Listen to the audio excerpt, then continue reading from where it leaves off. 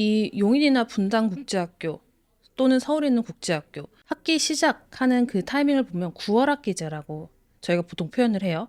그러면 8월 중순 또는 9월부터 1학기가 시작이 되는 건데 여기서 조금 헷갈리는 게 용인외고나 뭐 성남외고 그리고 GBCS 이런 학교들은 3월에 학기를 시작하더라고요.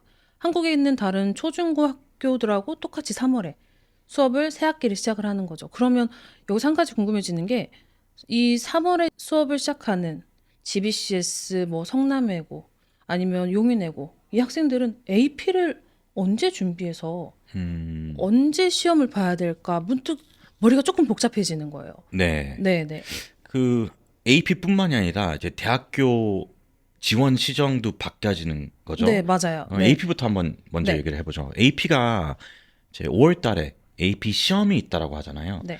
그렇기 때문에 만약에 3월 학기부터 AP 과정을 시작을 했다라고 하면은 이제 학기 시작하고 2달 내에 시험을 봐야 된다라는 거죠. 그거는 말도 안 됩니다. 네. 그래서 많은 학생들이 3월부터 AP 과정을 듣고 12월까지 끝낸다라고 했을 때 그 다음 해 5월에 해당되는 AP 시험을 보게 돼요. 네.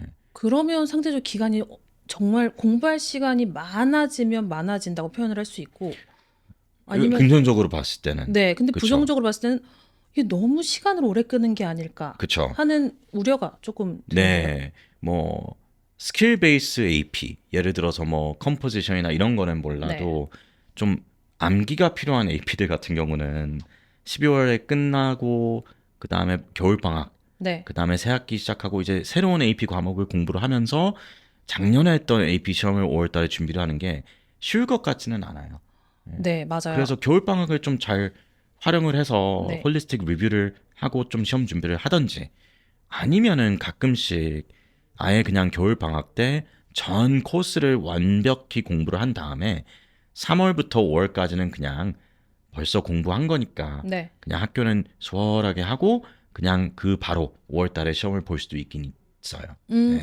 그럼 5월에 시험을 보면 이제 사실 학교 안에서는 3월에 학기를 시작했다 보니까 1학기에 AP 시험을 보게 된 거잖아요. 네. 전체 내용을 다 안 상태에서. 그러면 학교 수업이 좀 더 수월하게 지나갈 수는 있겠네요. 그렇긴 하죠. 음, 근데 리스크라는 게 겨울방학 때 뭐 학원을 다니던 독학을 하던 당연히 학교에서 이렇게 장기간을 두고 공부를 하는 것보다는 단기간에 하는 게 효과가 조금 떨어질 수가 있긴 있죠. 네, 뭐 네, SAT처럼 단기간에 해야 된다라는 그런 게 아니라 AP 과정은 진짜 1년어치의 과정이다 보니 조금 시간이 부족하지 않을까라는 생각도 들어서 네, 저는 언제나 가능하다면은 3월부터 12월까지 네, 코र्스를 듣고 그리고 겨울방학 때 좀 리뷰하고 네. 그다음에 3월부터 좀 시험 준비를 해서 그냥 다음해 5월에 보자라고 음, 주로 얘기를 합니다. 그게 제일 음. 안전한 것 같아요.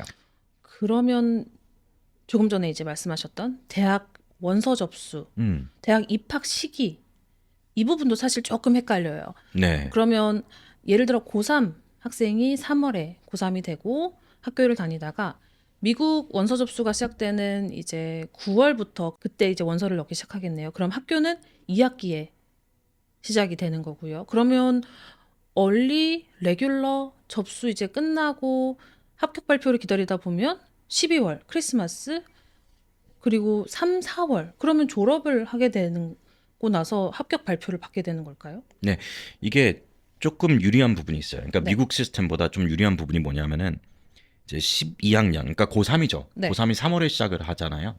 그러면 3월부터 한 6월, 7월까지가 1학기예요. 네. 그럼 1학기 성적이 확정이 됩니다. 네. 그리고 아까 말씀하신 것처럼 9월부터 좀 원서 준비를 시작을 해서 11월 또는 12월 사이에 이제 early action 또는 early decision을 넣는다라고 쳤을 때 네. 벌써 12학년 1학기가 확정된 상태에서 대학을 지원하는 거예요. 미국 고등학교 과정을 밟고 가는 친구들 같은 경우는 네. 11월 또는 12월이 딱 12학년 1학기 중간이기 때문에 네. 12학년 1학기 성적이 없다라는 거죠. 음, 그럼 어떤 면으로 볼 때 우리가 좀 이렇게 스태거돼 있는 네. 학기 시스템으로 운영을 하다 보니 우리나라 그 스케줄로 지원하는 아이들은 다른 시스템 아이들보다 한 성적 부분이 추가로 들어갈 수 있다는 거예요. early action이나 early decision에. 네, 네, 네. 1학기, 12학년 1학기가. 네. 그리고 만약에 레귤러를 봤을 때도 12월 이후에 또는 1월 이렇게 지원을 하게 되는 거니까 심지어 전체 고등학교 과정을 완성한 상태에서 레귤러를 지원하게 될 수 있다는 거죠. 맞네요. 예. 네. 그럼 대학 입장에서는 얘가 12학년 1학기 잘할까? early 때 또는 regular 때도 12학년 2학기 잘할까라는 그런 약간 뭐라고 할까? 불확실성에 대한 그런 그게 없어지는 거죠. 위험은 덜어지겠네요. 그렇죠. 네, 네, 예, 네. 확정돼 있는 성적들이니까 그렇죠.